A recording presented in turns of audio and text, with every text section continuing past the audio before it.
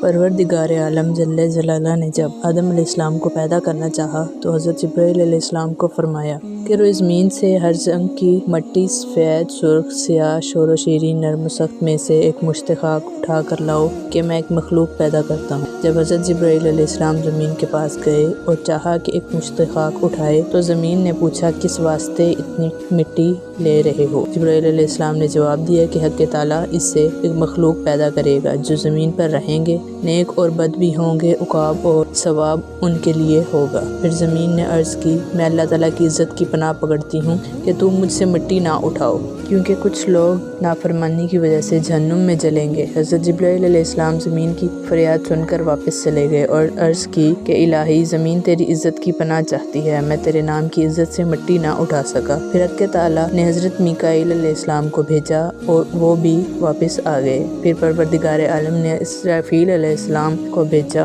وہ بھی اسی طرح خالی ہاتھ واپس آ گئے۔ پھر پروردگار عالم نے عزرائیل علیہ السلام کو بھیجا تو عزرائیل علیہ السلام نے زمین کی منت و زاری نہ سنی اور کہا کہ میں اللہ تعالیٰ کے حکم کو تیری منت و زاری پر نہیں چھوڑ سکتا، میں خدا تعالیٰ کا فرما بردار ہوں۔ ملک الموت فرشتہ مٹی لے کر واپس آ گیا۔ پھر پروردگار عالم نے روحوں کے قبض کرنے کا کام اسی کے سپرد کیا۔ پھر اللہ تعالیٰ نے فرمایا اس مشت خاک کو جہاں پر اب کعبہ مکرمہ ہے وہاں رکھو۔ پھر 40 دن اس پر بارش برسائی، 39 دن غم کی بارش اور 1 دن خوشی کی بارش برسائی۔ اسی لیے ہر آدمی اکثر رنج و غم، فکر و اندیشے میں مبتلا رہتا ہے اور خوشی بہت کم ہوتی ہے۔ فرشتوں نے خدا تعالیٰ کے حکم کے مطابق اسی خاک کا گارا بنایا، پھر وہ کیچڑ خشک کیا گیا جیسا کہ کمہار برتن خشک کرتا ہے، پھر وہ برتن آواز کرتا ہے۔ پھر حق تعالیٰ نے اپنے دست قدرت سے اس گارے سے حضرت آدم علیہ السلام کا خوبصورت قالب بنایا۔ پھر فرشتے اس قالب کو دیکھ کر حیران ہو گئے اور اس کے گرد پھرتے رہتے، اور ابلیس بھی اس قالب کو دیکھنے کو آیا اور